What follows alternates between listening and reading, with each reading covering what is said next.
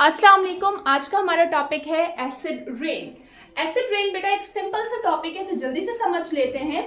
Due to urbanisation और industrialisation, urbanisation हमारे पास क्या है कि सिंपल रूरल एरिया से सिटी की तरफ लोगों का आना और फिर वहां पर बड़ी बड़ी बिल्डिंग्स बन जाना, बेसिक नेसेसिटीज बढ़ जाना, तो इस चीज को क्या कहा जाता है? अर्बनाइजेशन कहा जाता है। और इंडस्ट्रियलाइजेशन से पहले हमारे पास क्या है? इंडस्ट्रीज का बनना। तो इन अर्बनाइजेशन और इंडस्ट्रियलाइजेशन की वजह से ज्यादा फॉसिल फ्यूल जल रहा है और उसके अलावा ज्यादा एसिड यूज हो रहा है हमारी इंडस्ट्रीज में, जिसकी वजह से कुछ गैसेस हमारे इन्वायरमेंट में ज्यादा लिबरेट होने लग गई हैं, ज्यादा अमाउंट में प्रोड्यूस होने लग गई हैं, जो कि एयर पोल्यूशन का बाइस बन रही हैं। और इन गैसेस को पोल्यूटेंट्स कहा जाता है। जो चीजें एयर पोल्यूशन करती हैं उन्हें पोल्यूटेंट्स कहा जाता है। और वो हमारे पास कौन सी है? जैसे कि कुछ पर्टिकुलर मैटर होते हैं, और उसके अलावा गैसेस कौन कौन सी है? That is carbon dioxide, sulphur dioxide और नाइट्रस डाइऑक्साइड। होता क्या है भाई कि जब बारिश होती है और ये गैसेस हमारे एनवायरनमेंट में मौजूद होती हैं, तो हमारे बारिश का पानी, रेन वाटर, इन गैसेस के साथ जाके मिक्स हो जाता है और फिर कुछ एसिड्स बना लेता है। जैसे कि जब कार्बन डाइऑक्साइड रेन के साथ मिक्स होता है तो वो कार्बोनिक एसिड बना देता है। जब सल्फर डाइऑक्साइड वाटर के साथ मिक्स होता है तो सल्फ्यूरिक एसिड बनाता है, और नाइट्रस ऑक्साइड जब वाटर के साथ मिक्स होता है तो वो नाइट्रिक एसिड बनाता है।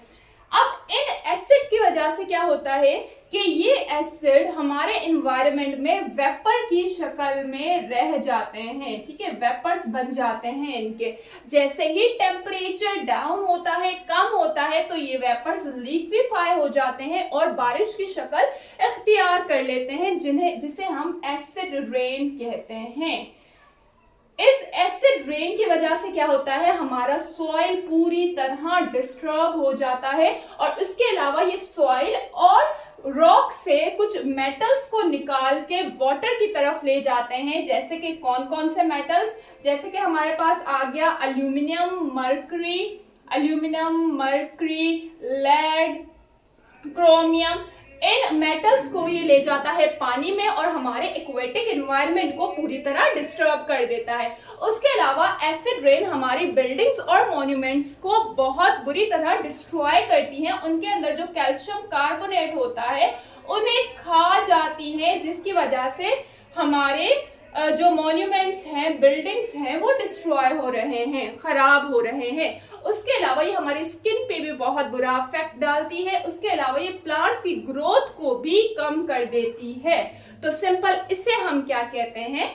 एसिड रेन कहते हैं। अब ये किस तरह से कम होगी? कि जब इन एयर पोल्यूटेंट्स का अमाउंट हमारे एनवायरनमेंट में कम होगा, जब इंडस्ट्रीज वगैरह एसिड का यूज कम करें और फॉसिल फ्यूल्स वगैरह जलना कम हो जाए। वैसे जो हमारी रेन की पीएच होती है वो 5.5 से 6 होती है, लेकिन जो एसिड रेन है उसकी पीएच 4 होती है। तो देखिए कितनी ज्यादा एसिडिक है और हमारे लिए कितनी ज्यादा हार्मफुल है। तो सिंपल इस चीज को क्या कहा जाता है? एसिड रेन कहा जाता है। उसके अलावा ये जो गैसेस हैं हमारे पास, carbon dioxide, sulphur dioxide, nitrous dioxide और कार्बन मोनोऑक्साइड, ये हमारे पास रेस्पिरेटरी डिजीजेस कॉज कर रही हैं। मींस कि हमारे सांस लेने के अमल में प्रॉब्लम्स क्रिएट कर रही हैं और कई सारे डिजीजेस का बाइस बन रही हैं। उसके अलावा ये हमारी दिल की बीमारियों में भी इन्वॉल्व होती हैं। लाजमी है कि इन गैसेस का अमाउंट हमारे एनवायरनमेंट में कम हो।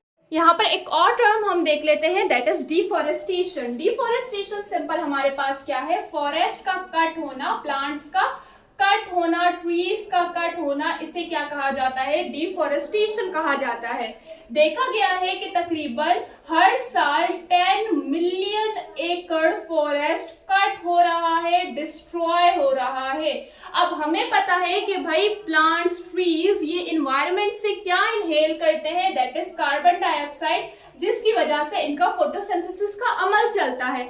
अगर ये फॉरेस्ट हमारे पास दिन ब दिन इसी तरह ही कम होता गया तो कार्बन डाइऑक्साइड कम यूज होगा, जिसकी वजह से इसका अमाउंट हमारे इन्वायरमेंट में बढ़ जाएगा और फिर हमें पता है कि कितने इश्यूज बढ़ जाएंगे। ये हमारे पास एयर पोल्यूशन का बाइस बनेगा, उसके अलावा ग्लोबल वार्मिंग, एसिड रेन, तो ऐसे कई सारे इश्यूज का बाइस बनेगा। उसके अलावा ये फॉरेस्ट हमारे पास कई सारे स्पीशीज की रहने की जगह है, जहाँ से वो अपना खाना हासिल करते हैं, जहाँ पर वो रहते हैं। तो जैसे ये फॉरेस्ट कट होते जाएंगे हमारे पास ये स्पीशीज भी कम होते जाएंगे। तो लाजमी है कि हम अपने फॉरेस्ट को सेफ रखें और इन्हें कट होने से बचाएं। तो बस ये था इस टॉपिक के हवाले से। आई होप ये लेक्चर आपको समझ आ गया होगा। फिर भी कोई भी कुछ क्वेश्चन हो पूछ सकते हैं। Thank you. खुदा हाफिज़।